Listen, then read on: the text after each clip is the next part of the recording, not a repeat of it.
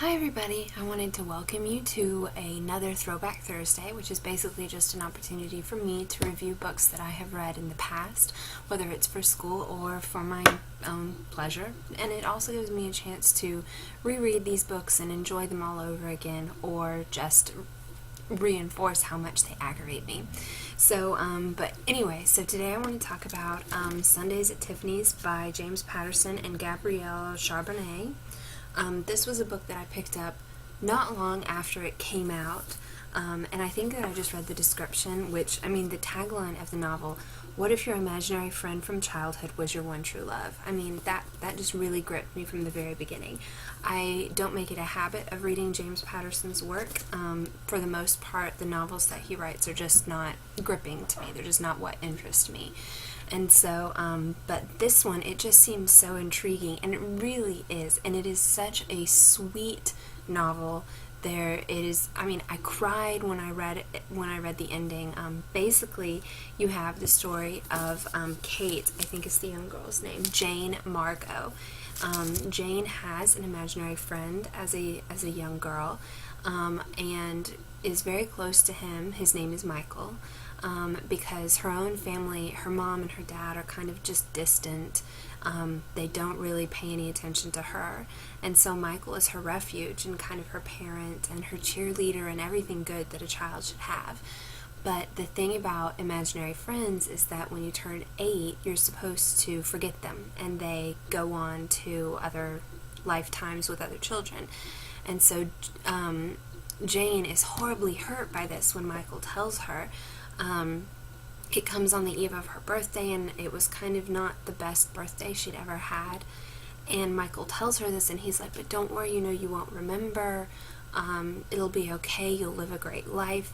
And so, you think everything will be fine, except that Jane wakes up the next day and every day after, and she remembers Michael.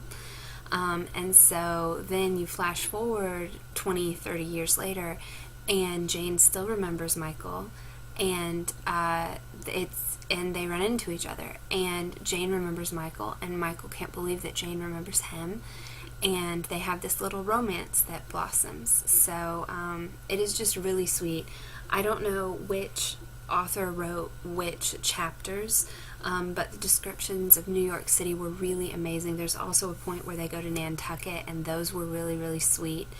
I thought that Michael was just adorable. He is such a lovable character, and he's kind of like what every girl wants in a guy is a best friend that you're also physically attracted to. And that's kind of what Jane gets in Michael, is this really gorgeous, hunky guy, but who's also really sweet and knows how to spoil her and says all the right things. And it sounds too good to be true, but whatever, it's a novel, okay? It's just a story.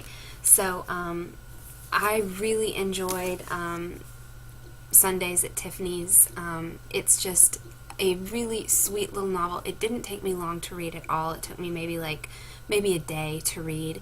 So if you're looking for something that'll just cheer you up and reaffirm your faith in the world, then I would recommend this book. I definitely give it 5 out of 5 stars, just for feel goodness, I would say. So that's Throwback Thursday. Thanks for hanging out with me. I've just been, I don't know if you can tell, my 2014 bookshelf is a little bit different. I've been going through and kind of looking at the books in my collection and trying to assign them to the months that I want to read them, because I said in an earlier video that I want to have themes for each month, and I'm just looking at the number of actual physical books that I have, and it's starting to really sink in how daunting this is going to be. So I'm going to have to think about I'm just going to have to think, do I want to read at least some of each and every book, or do I want to complete each and every book? I'm thinking that it'll have to be the first option, because I definitely want to experience each book that I have, but some of them, especially the ones that are extraordinarily long, I'm going to have to think about, at what point will I move on to another book. So it might be something that I just figure out as I go along. But anyway, it was great talking with you guys, and I will see you in my next video. Bye!